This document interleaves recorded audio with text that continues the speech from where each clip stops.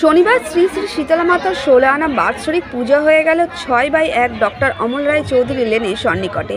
আর এই পুজো উপলক্ষে শিয়ালদাস সোনকার সমাজের পরিচালনায় সেবা শিবির ও ভান্ডারা আয়োজিত হলো। উদ্যোগে শ্রীমতী মোনালিসা ব্যানার্জি ও সভাপতি শ্রী কানাই সোনকার। তবে অনুষ্ঠানে উপস্থিত ছিলেন বিধায়ক অশোক দেব এছাড়াও বিশিষ্ট মানুষজনেরা। তবে অনুষ্ঠান অতি ব্যস্ততার মধ্যে দেখা যায় কার্তিক সোনকারকে।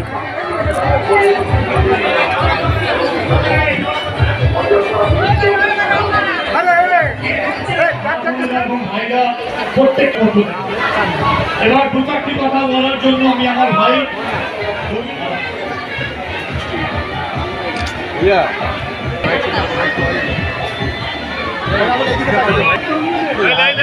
এই শীতের পুজো দীর্ঘদিনের পুজো, জাগ্রত পুজো।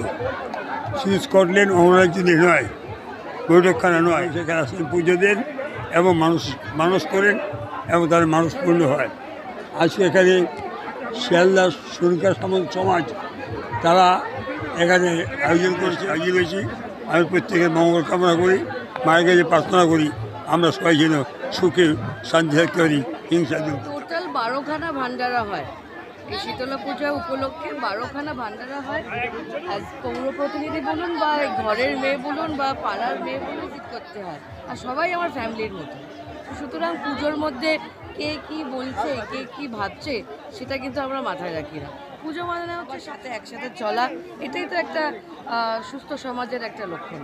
দর্শনার্থীরা পুজো করুক, শান্তিভাবে বাড়ি পৌঁছাক, এটাই আমার। মানুষের সমাধান এত লোকের সংখ্যা আজ থেকে নয়, প্রায় 100 বছর ধরে, কিন্তু দিনের পর দিন লোকের সংখ্যা বাড়ছে। আর সব সময় চেষ্টা করব, আমাদের মেন উদ্দেশ্য হচ্ছে মানুষের সঙ্গে, মানুষের পাশে। আর এটাই আমাদের উদ্যোগ। এর থেকে যদি আগামী দিন মায়ের ইচ্ছে থাকে, তাহলে মায়ের আশীর্বাদ নিয়ে এর থেকে বড় কোনো অনুষ্ঠান করব, যে মানুষের পাশে যদি শাড়ি বিতরণ করা, এই কথাগুলো আমাদের মধ্যে রয়েছে, সেটা আগামী দিন করব। কার্তিক সোনকার। বলবো কি, দেখুন এই শিবকুমার সোনকারের কানাই মানে আজকে মনে হয় 18-20 বছর ধরে এইভাবে একটা সোনকার সমাজ থেকে মায়ের সেবায় যারা আসে, তারা অতি পরিশ্রম করে বাংলার চতুর্দিক থেকে এখানে এই দিনটার জন্য আসে এবং এসে এরা সকাল থেকে কোনো আশ্রয়ের জায়গায় আগে পেত না এবং কোনো ছাওয়া এখানে নেই। শীতলা মন্দিরের আনুমানিক বয়স হচ্ছে 300 বছরের ওপর, কিন্তু আমাদের অফিসিয়ালি যে পুজোটা হচ্ছে সেটা 184 বছরে এই পদার্পণ করেছে।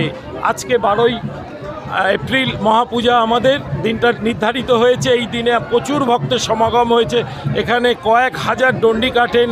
ভোর 4টেতে মন্দির খোলে, ভোর 4টে থেকে ডন্ডি কাটছেন। এখনও অবধি আপনারা